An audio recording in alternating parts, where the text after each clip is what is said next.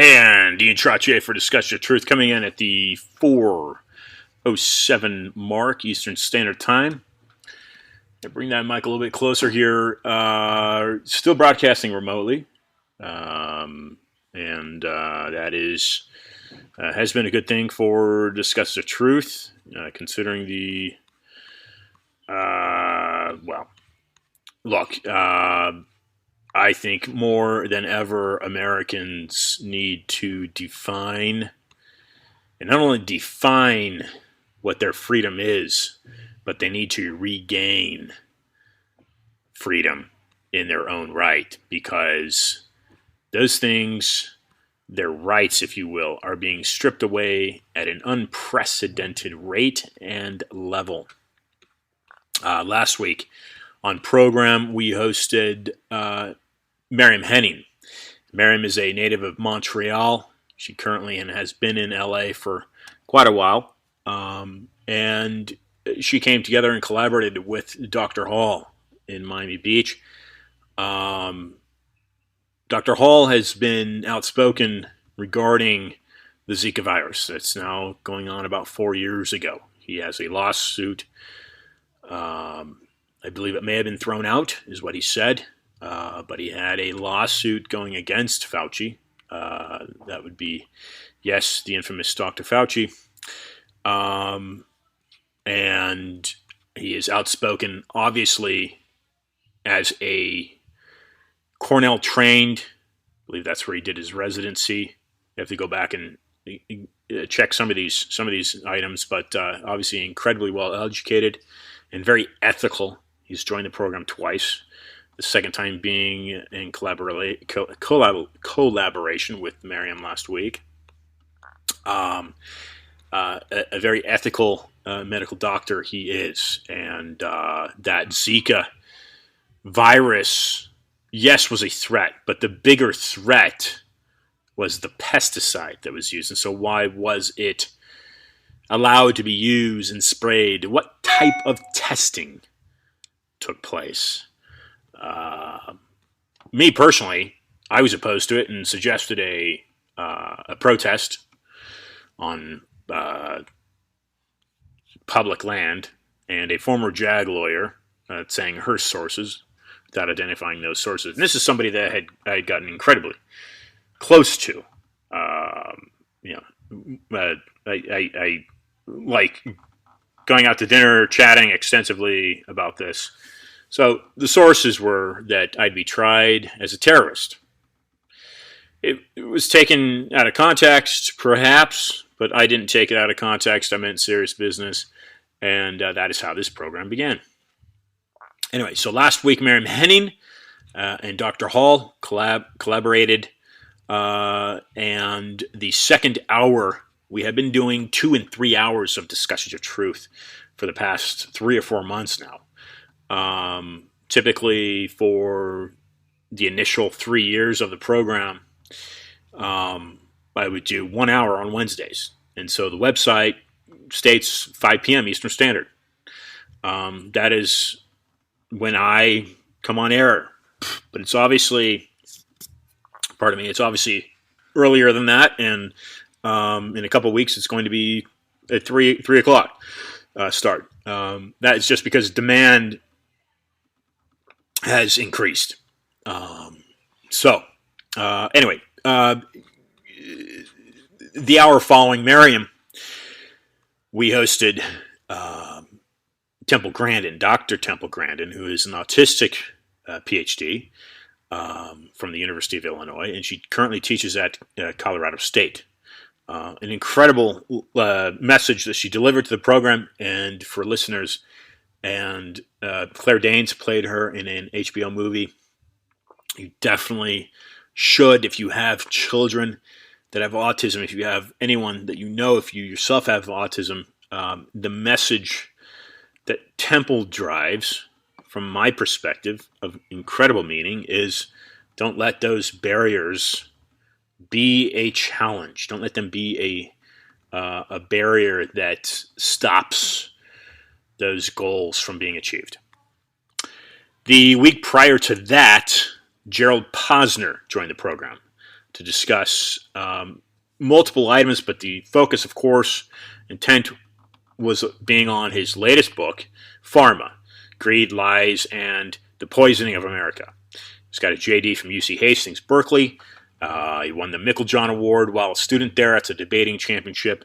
And apart from being summa cum laude graduate and Phi Beta Kappa, he was a former Wall Street attorney and happens to be a 3-time New York Times bestselling author. One of the books, and we didn't go into it much, but one of the books I urge you to get into by Posner is God's Bankers, A History of Money and Power at the Vatican.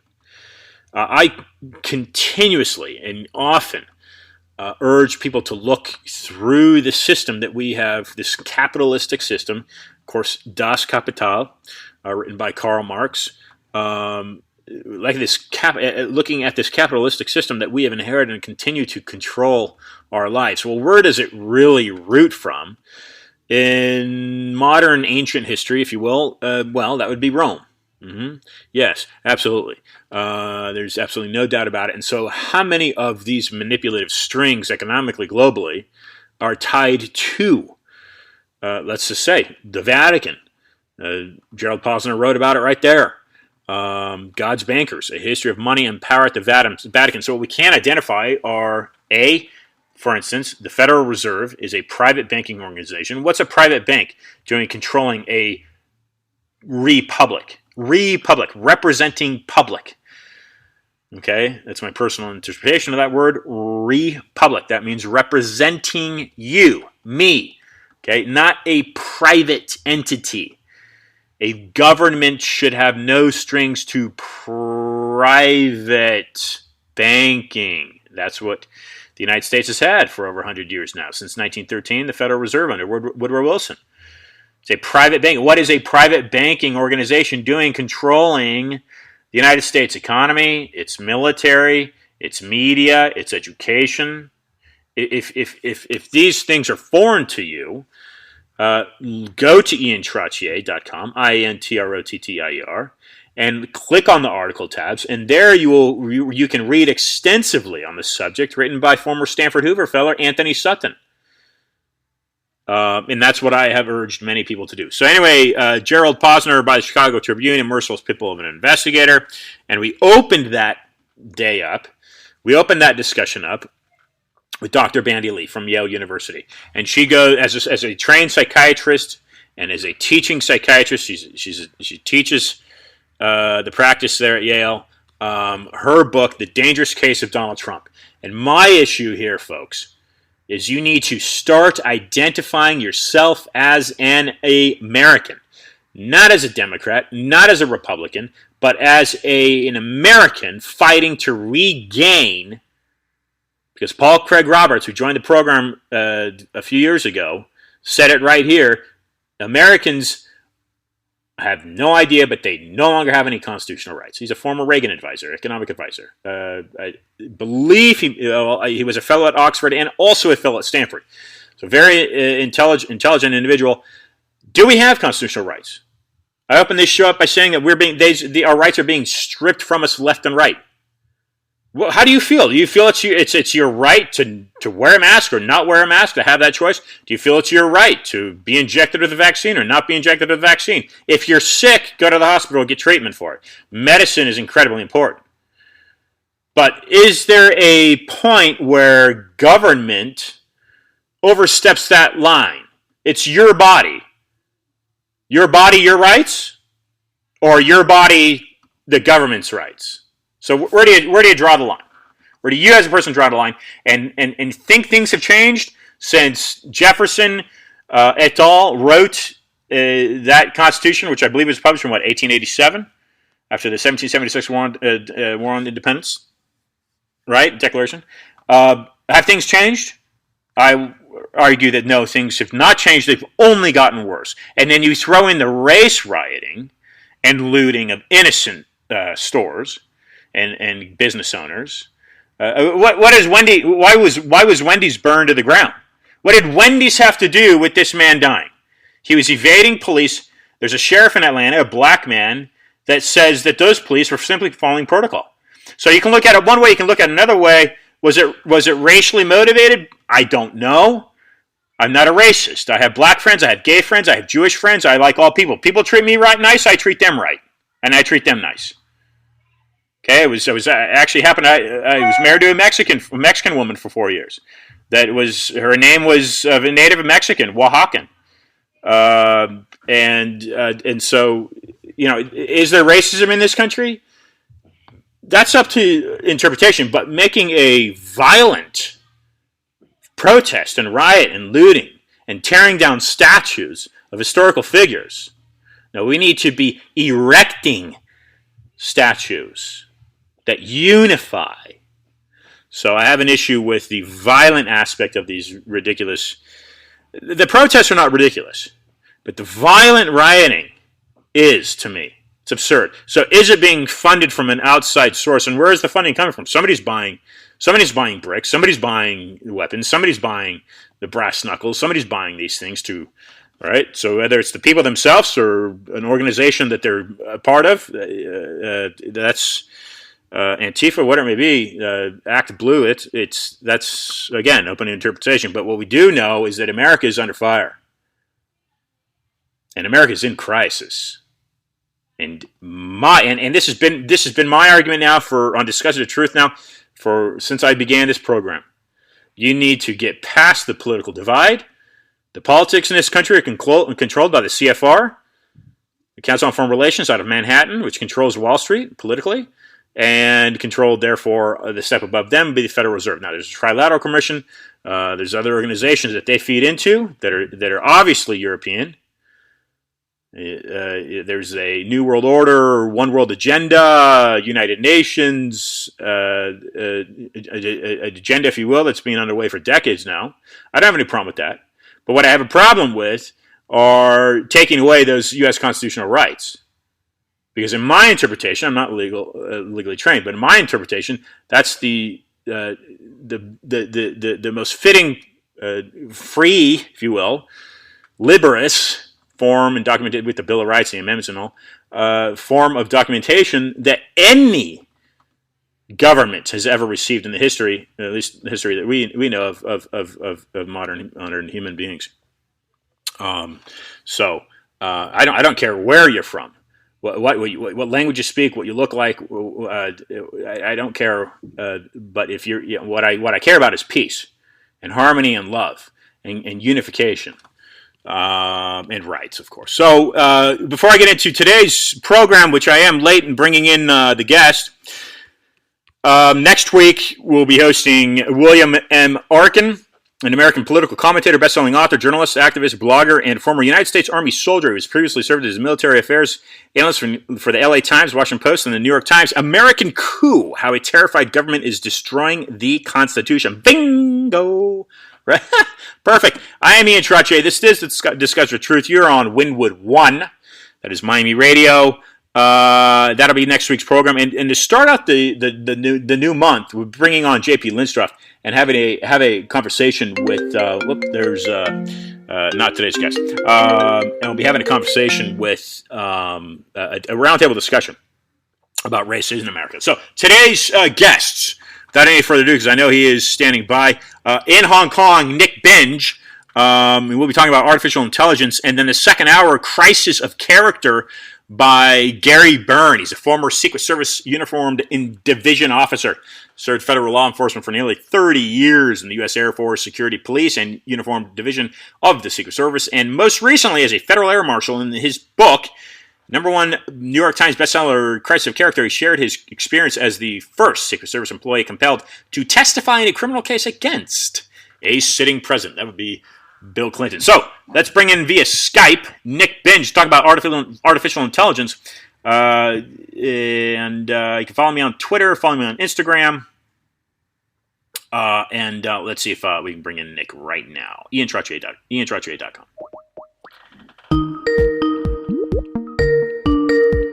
This is Nick Binge, author.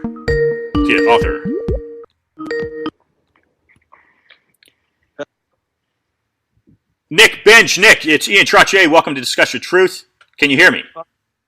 Yeah, I can. Yeah. Fantastic. Pardon for the delay. I'm a few minutes late. Thanks for joining the program. For a moment here, you're in Hong Kong, are you not? You're in Hong Kong currently, I'm currently in Hong Kong. Yeah. but you are a British author. Give listeners a description of who you are. Introduce yourself, if you would, please. Sure. So I'm a British born author who is currently living in Hong Kong. I'm also out here, as well as writing. I'm a teacher as well, so I teach kind of creative writing, literature, those sorts of things out here. And I've been out here for about 5 years. And my last book, Professor Everywhere, was just published earlier this year in 2020, here in Hong Kong and internationally.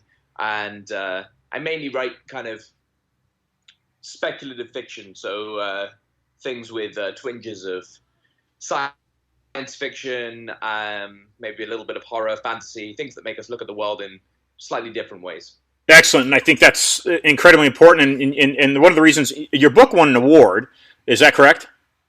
It was shortlisted for an award, an international literary prize. Yeah. Right, and one of the components of the book, and one of the reasons I reach out to invite you on the program is artificial intelligence, and I think that I'd like to go into that and obviously talk about your book. Do you speak Chinese?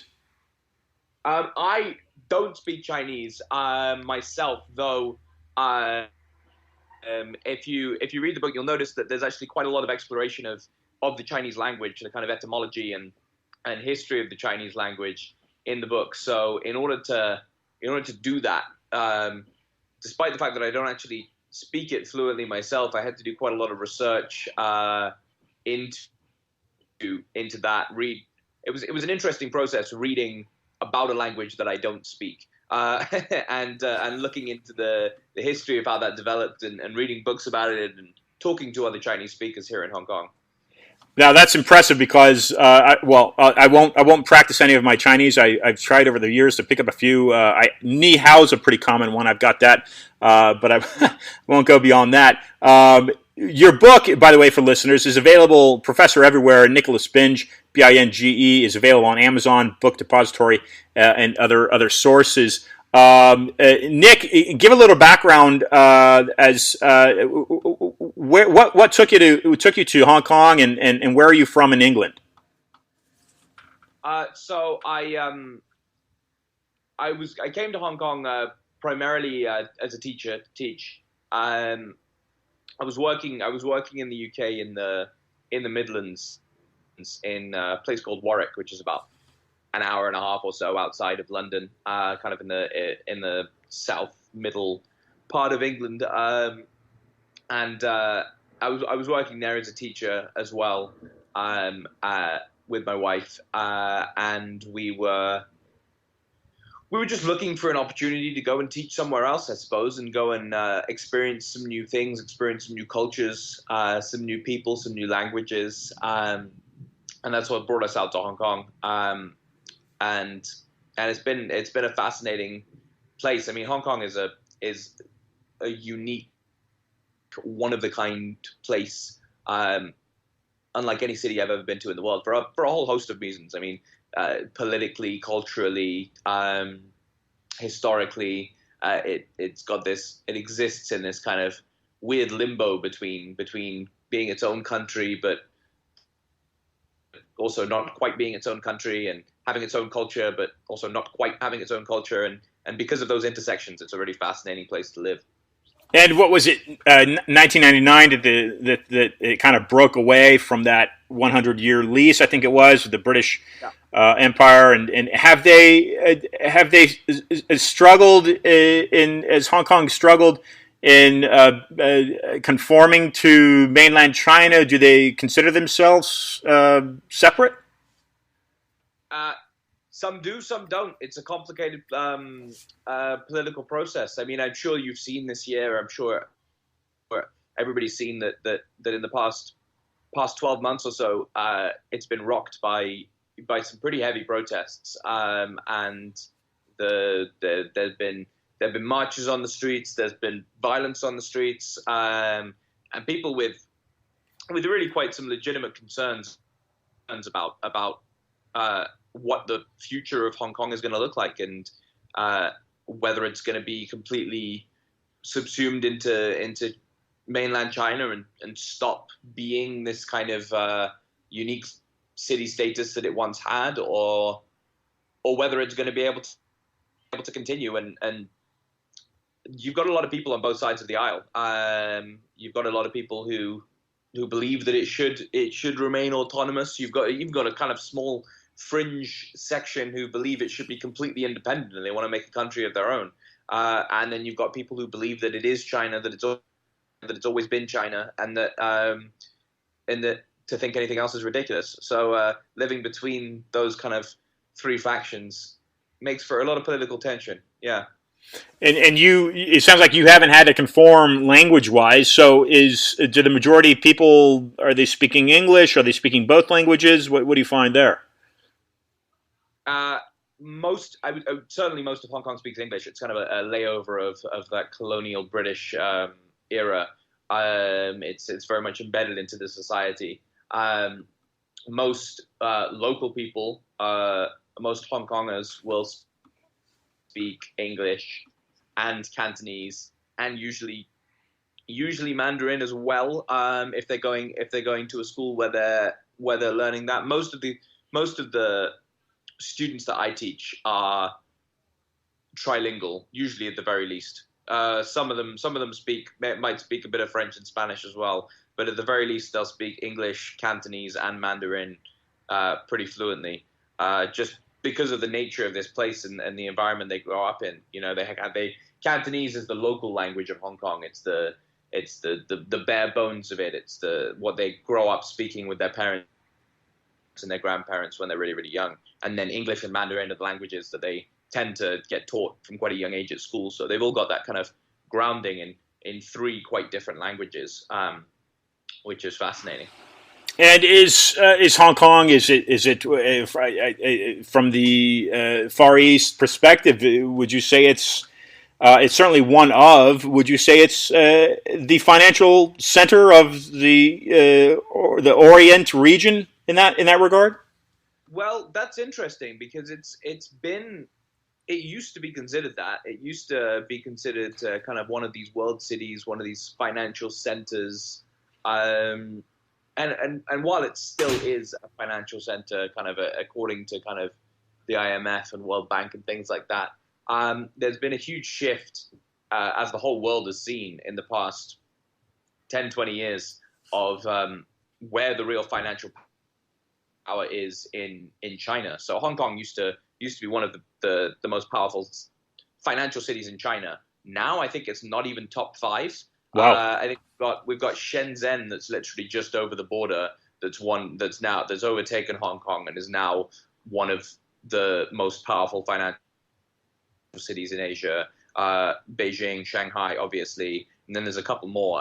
So these cities in China are exploding financially and have done so for the past 10, 15 years, and are really taking over some of the more traditional financial hubs. And how does Tokyo play into that mix as far as I think strength? Tokyo is pretty high up. Yeah, I think Tokyo is one of the top in terms of all of Asia. I think the tops are kind of Beijing, Shanghai, Tokyo. Off the top of my head, so Japan's pretty strong as well. I think Korea, Seoul probably plays into that as well at some point. But if you look at the top 10 biggest cities financially in Asia, you'll see that probably a good half of those, if not more, are Chinese. And Nick, what's your perspective on how's life? I mean, I would assume that I can imagine how it's changed because globally most people have been affected in a similar way. But from your view and where you're at in Hong Kong, how has life changed under this COVID-19 pandemic? Well, we by virtue of where we are geographically, being kind of essentially China and that southern border with it, we got hit pretty pretty early on in this whole process, and so we went into so Hong Kong did experience kind of the same sorts of things that other people experience with lockdowns and quarantines and all of those sorts of things. But once again, by virtue of kind of being in the right place to get it early, which is in China, but also by being its own city, so it was able to close borders, it was able to do things slightly differently than China did. It shut down the virus pretty quickly, especially considering the amount of traffic that it gets coming through this city. So we're at the point now where essentially everything has opened up again. There haven't really been any local cases for weeks and weeks and weeks. You might have one popping up here and there, but it's been mainly dealt with, and I think that's partly by virtue of it being dealt with seriously, and partly by virtue of it just hitting us a little bit earlier, and so the kind of the peak and it dissipating happened a little bit earlier. But I will also say that it's been really interesting being here and comparing the reaction of Eastern nations, particularly, versus some of the more prominent Western nations, like the UK, like the US, and how they're being dealt with. I think one of the things that I deal with in my book is that cultural clash between Eastern and Western approaches to certain things, and I do it by kind of jumping into different dimensions where different kind of cultures exist side by side or in different ways. But the idea is that kind of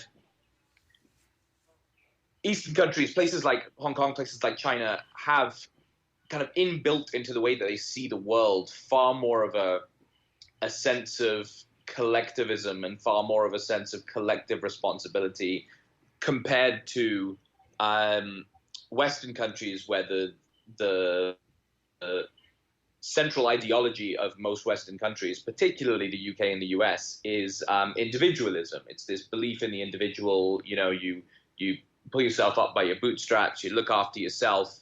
Obviously, you look after your friends and family as well. But it's all about, you know, the power of your own human will. Whereas a lot of people over here don't literally don't look at the world that way. They look at the world through the eyes of being part of a collective. And so when it came to, you know, everyone needs to follow these rules, everyone needs to wear masks, everyone needs to do this, that, or the other in order to defeat this, everyone did, and there was almost no one who didn't. And if you didn't, you would seem very, very, very, very odd.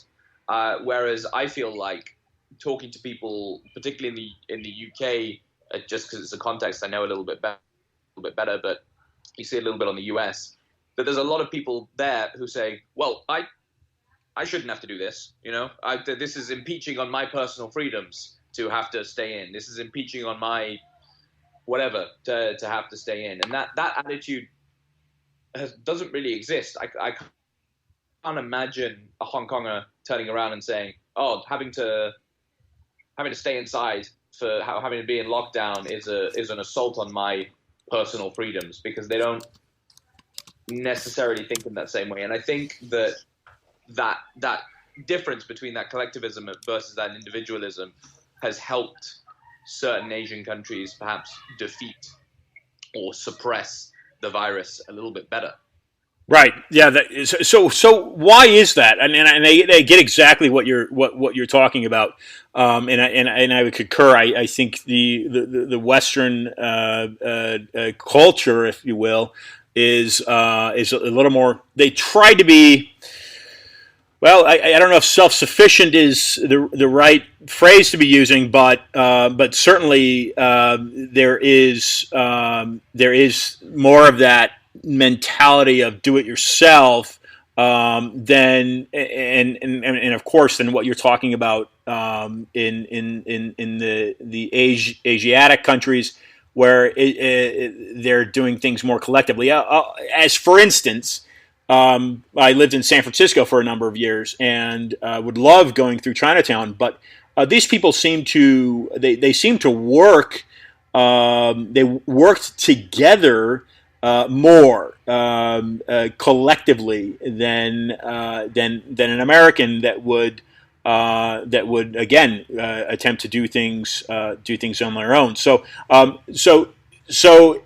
and you're saying that the virus has basically been is really a non-issue at the moment. It sounds like in Hong Kong, and that is because of this collaborative communal effort of everyone to get on board.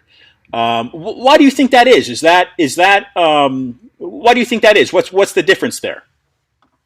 I think I think in order to understand that, you have to go way, way, way back, centuries, millennia back, even. And I think it's just an inherent it's an inherent difference in the cultural outlook, and the way in which these cultures are run, and it can be seen across almost every level of society. I mean, you're talking about them working together collectively. You know, working for family is seen not just as a good thing; it's seen as something that's often expected. I mean, as you compare it to a slightly more Western approach, I suppose. You know, the idea is in a family you might have children, and then they grow up, and then when they leave school or they go to university or whatever, you'd expect them to go and find their own job and make their own way and create their own career, and then go off and do their own thing. And I wouldn't imagine, if, for example, if my dad offered me a job working for him, I would think there's no way I'm going to do that. Whereas the expectation very much here is the reason that you're going to get a job is so that you can come back and take care of your family and live with your family. And people live, but most people here live with their grandmothers and grandfathers and aunts and uncles and things like that. And the expectation is that you go off and you make some money and you come back and then you take care of the rest of your family and you all live together. You don't go off and make your own way in that sense. And that can be seen across all levels of community and culture. And I'm not sure that I can speak to exactly what the cause of it is. I don't know if there is one specific cause. I think it's the way that culture has developed over time. I think you see individualism in Western countries coming out of some of the political systems, things like the French Revolution, things like the establishment of the United States. A lot of that narrative, a lot of that idea of kind of freedom and equality for men, and we believe all men are equal and all men, and this idea of kind of having a destiny. Even the idea of the American dream is very much rooted in this idea of individualism, of one person achieving, right? So you can see it in those cultures as well. I don't know. I think it's just something that goes back a very, very long way. I'm not enough of a social and cultural historian to be able to speak exactly to where it comes from. Yeah, a good thought. Anyway, so let's get into your book, Nick. So a segue perhaps could be due to the lockdown, and of course now in the United States anyway, and I think it's spread through various cities internationally. But initially it was kind of January, February, the introduction of the virus, and then seemed like March there was a major lockdown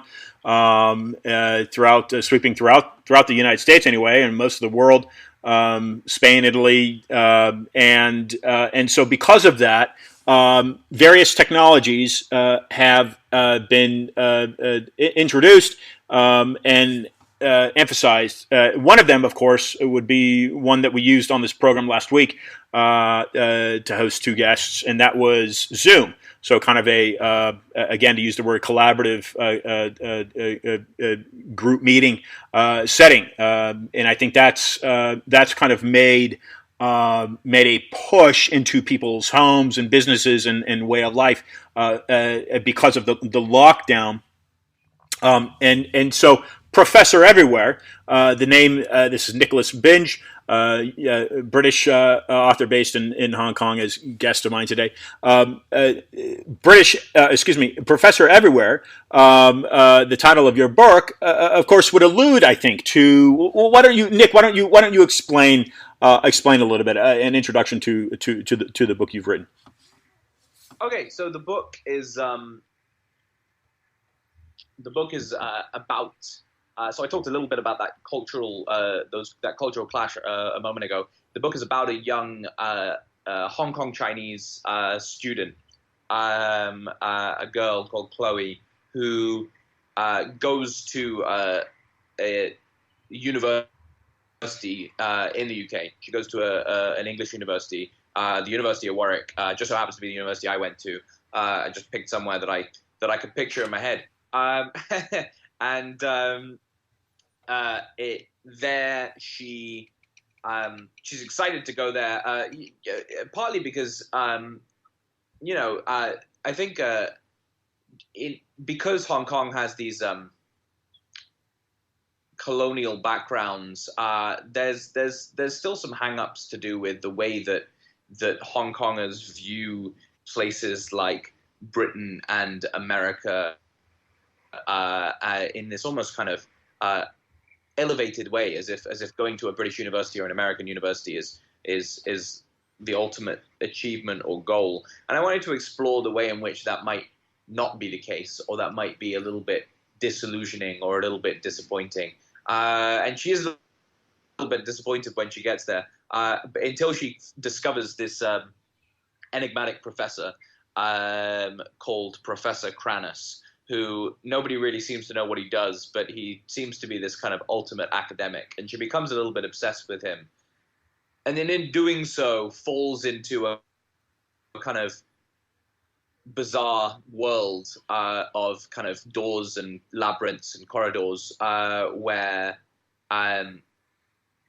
he is working on some experiment that essentially opens up doors to different universes, to different worlds where things are played out in slightly different ways. So, for example, where the dominant kind of force for empire was perhaps not the British Empire, but was perhaps a Chinese empire, and how that might have changed the world and how it might have looked different, or how it might have looked different if kind of Africa had been the primary kind of cultural force rather than America being the primary cultural force in the world. And so it allowed me to kind of just explore a variety of different perspectives, a variety of different technologies, a variety of different ways, as well as being a bit of an exciting page turner, not really knowing. There's a lot of kind of government conspiracy, not knowing who to trust, betrayals, and all of those sorts of things running through it.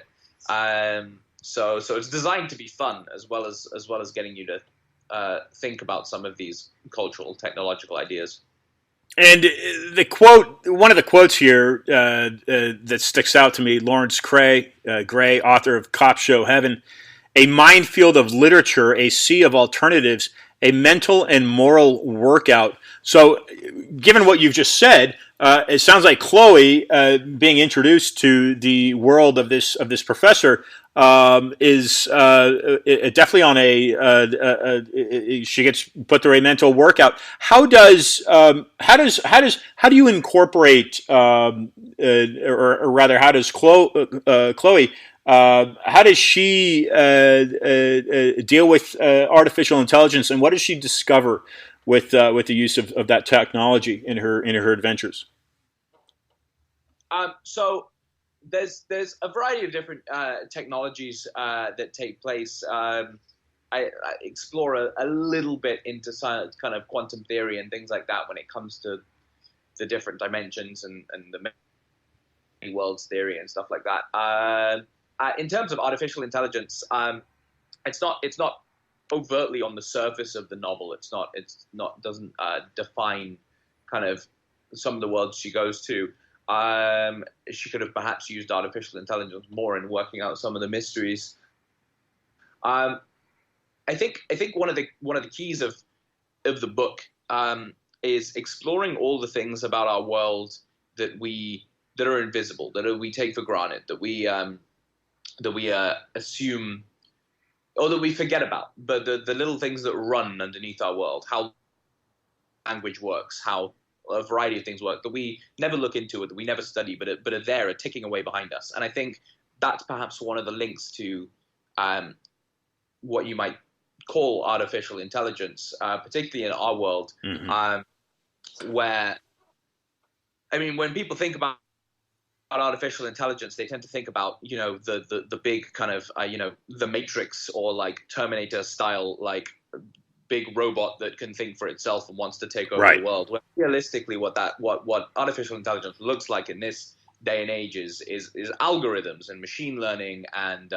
handing over certain aspects that have always been done by humans to machines. And when you look into how much that actually happens in our world, the more you look into it, the more you discover that it's everywhere. It's almost completely ubiquitous. I, I, I didn't realize until relatively recently, a couple of years ago, I was reading a book about algorithms and machine learning, that a large part of the criminal justice system in the UK and the US is run by algorithms now, with humans not involved. So deciding whether or not people get bail, Wow.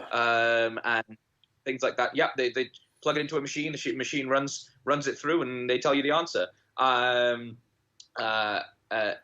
elements of medicine. Even I know they've got machines in the US that decide that they just plug in the data, and the machines decide who gets to the front of the queue and who's to the back of the queue based on kind of priority. Now it's done for efficiency, and the idea in the criminal justice system initially was it was done in order to reduce bias, right? If you can just plug the raw data in, then Right. you're not going to get the same level of human bias. And yet, what they're finding bizarrely is you're getting this thing called coded bias, where because of the way that it's been built, it actually ends up being more biased than it was before. So a great example was there was a system that was using facial recognition, and facial recognition, the way that the system was designed and built, used primarily white faces in order to build the Mm-hmm. system. Mm-hmm. So the facial recognition software was much better at categorizing white faces than it was people of color. It was much better. It could tell my face, for example, much more easily out of a lineup or out of something like that than it could someone who was black or someone who was Asian. And as such, because of the way that it was built, what was happening is running the criminal justice system through these algorithms was actually causing a disproportionate amount, an even higher disproportionate amount of people of color to get poor sentencing, to get to not get bail and things like that, versus people who are white, purely because of the way that the system was coded. And so we're handing a lot of the way the world works over to machines. A really surprising amount of the way the world works over to machines. And I think without fully realizing how they work, and without fully realizing what some of the pitfalls are there. Yeah, that's loaded. What you've, especially with these rioting, the protests that turned into riots. That's you're making an interesting point. And these technologies are being designed primarily, I would assume, certainly using white people. So that's something I hadn't even even considered, Nicholas, so you brought up a really good point here. Getting back to Professor Everywhere with Chloe, what are some of the other technologies she's discovering through these doors, and what is she concluding? If she's concluding anything, has she drawn any conclusions?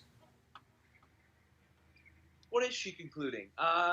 So some of the technologies are very very futuristic. They're opportunities for me to play with sci-fi a little bit. And not all of them are explained. She jumps into a world at one point that's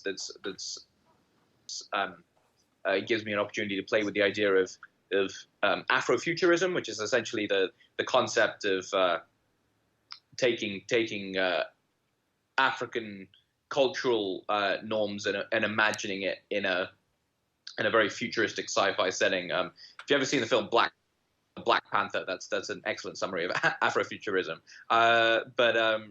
So also technology like flying cars, all the classic things that you would see in your classic kind of golden age sci-fi, teleporting, opening doors, all of those sorts of things. What was interesting to me to explore what that would look like in a different cultural context, because all the classic sci-fi, all the really classic sci-fi, the golden age of sci-fi, Arthur C. Clarke, Asimov, stuff like that, it's all in a very Western context. It's all really populated by white Western people in the future. There's not that same level of consideration for what that might look like for a Chinese culture or for an African culture or for another kind of Asian culture. So that was fun playing with that technology a little bit. What conclusions does Chloe come to? Well, by the end of the book, I think it quickly becomes less about the worlds that she is exploring, and it becomes more about why she is exploring them and her relationship with the professor, who is the title of the book. And what becomes quite clear is that it's not just being done for the sake of human curiosity. There's ulterior motives, and I'm not going to go into what those are now, because hopefully someone that listens to the show might want to pick up the book, and I don't want to spoil it for them. But I suppose a conclusion might be that progress very, very rarely happens for progress's sake in the world. It's something I believe very, very rarely. Historically, I don't think progress really happens purely for progress's sake. There's almost always an ulterior motive. There's almost always someone trying to make a buck, or someone trying to establish some sort of power over somebody else, or someone trying to get a one-up over somebody else. And so I think that's important to be aware of when we see progress in our modern age. It's important to look at new technologies. It's important to look at new things like Zoom, for example, like you pointed out a moment ago, and take a second to take a step back and think, okay, so why is this here? Why is this being offered to us? Zoom is a wonderful technology. It's anyone in the world can get it for free. You don't have to pay for it. Why is that? What's the motive behind it? And it was discovered relatively recently, in the past few months. There was a big scandal about the fact that the information that you share over Zoom, the conversations that you have over Zoom, they're not necessarily encrypted, and that they could be being recorded, they could be being kept somewhere for whatever purposes, marketing purposes, big data purposes. And so I think a conclusion, if anything, to come to with the discovery of wonderful new technologies is just to always be aware that you can't divorce them from the humans that create and use them. And humans rarely do things purely for the altruistic sake of progress. Very well said. So let's take, as we've got a few minutes left here, Nick. Let's take that concept here of exactly what you're saying here. This isn't necessarily a natural occurrence. Many times this is by design. and many times it's ending up profiting somebody. So who's profiting from ownership of Zoom or what it may be, investment of any type. So if we take that approach and apply that to your classes, for instance, in Hong Kong, and we're taking the Asian culture that is a different frame of mind than UK or US, whereas US, UK, do it yourself, and maybe I can apply question authority, and then to what you're experiencing in these Asian cultures, more exactly in Hong Kong right now, whereas people are saying, okay, well, government's saying it's a threat, close doors, masks, close up, and boom, that virus is gone. Uh, taking what you just said about technology and well, who's possibly benefiting from it. Um, how are you seeing in the classroom any of your students questioning motive in that regard? Does that make sense to you? Kind of a that, yeah. that does. And I would say that I am, and I would say that that's part of it's kind of circling all the way back down to what I was talking about at the beginning. Yeah. It's part of the cultural context that is Hong Kong. Particularly, I think I am more than I would be if I was teaching um, in mainland China. Um, and I think there's a what I talked about of those differences between the East and West and what you've just discussed is part of the reason for all the tensions. Yeah, that's part of why it's so palpable. You've got this whole generation of kids who have been brought up, um, being told, being taught these Western values because of the British being here and because of the number of expats being here and the way that the education system is working here, which tends to kind of like I was saying before, almost overly value people who are British or American and white and things like that, just because of the cultural history. So you've got a whole generation of kids who are being taught uh, these Western values, which is, like you said, be a skeptic, question things, look out for yourself. Don't take on face value what the government tells you or what people tell you.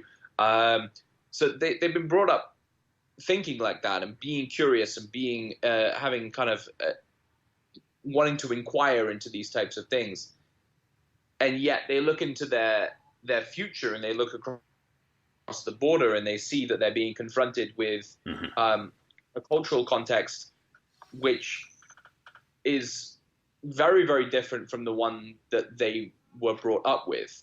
I would say that if you are currently born and brought up, and I'm not going to speak to whether it's a good thing or a bad thing because I think that's a I think this is a wrong point to take. I think that they're cultural differences. But if you're born and brought up in mainland China now and you go to school in mainland China, you're not going to be brought up to question and be a skeptic and kind of tear things apart in the same way. In fact, you're probably going to be brought up to see that that's not only a waste of time, but it's counteractive to do that, right? So I'm working with kids who have been brought up to think that they should do that, and yet they're now being told that they're being pulled into a society and into a country where that's frowned upon. So we're right at the crossroads at the moment. It's why we've seen protests for the past 12 months. We're right at the crossroads of this clash between Western values and Eastern values in Hong Kong. I think that's one of the reasons why it's been so tense. So I would say yes, my kids, the kids that I teach, certainly do, but that's part of the issue. Yeah. Let's close out with a little appetizer for listeners with your book. Whet listeners' appetite, if you will, Nick, with something they can find when they purchase your book.